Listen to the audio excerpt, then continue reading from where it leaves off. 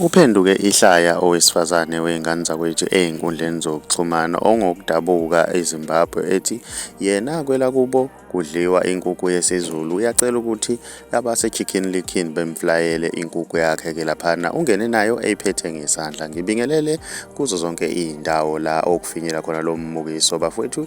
Igama lami nguVusi Mavusana kwi-channel ehamba phambili uMkhanyakude TV. Bafowethu inkulu indaba laphana wey'ngane zakwethu. Owesifazane uphenduke ihlaya ey'nkundleni zokuxhumana nalaphana endaweni ekade kuyona-ke laphana wey'ngane zakwethu endaweni yokudla ekuthiwa i-chicken likhini-ke laphana wey'ngane zakwethu. Ngenkathi engena nenkukhu yakhe-ke laphana wey'ngane zakwethu ucelwe ukuthi abonane nemenenja ukuze bazomflayela-ke inkukhu yakhe-ke laphana wey'ngane zakwethu okuyinkukhu yesizulu-ke laphana wey'ngane zakwethu. Babe sebemhleka-ke laphana ngenkathi echaza ukuthi yena akayifuni inkukhu yalapha, uthanda ispice sakhona, ucela ukuthi bemflayele inkukhu yakhe. Mina ngiyafisa-ke ukuzwa uvo lwakho ukuthi wena abe kuthini okwakho ukuphawula bese khona yini isidingo sokuthi bamhleke ngalola hlobo. Bafowethu ngiyacela ukuthi uma ufuna ukuyibona le video ngiyacela ungene kwi-comment yethu yokuqala-ke laphana wey'ngane zakwethu, izothatha ikubeke epageni lethu la ka-Facebook. Siyacela-ke laphana ungene usifollowe-ke futhi kulela page wey'ngane zakwethu bese kuthi la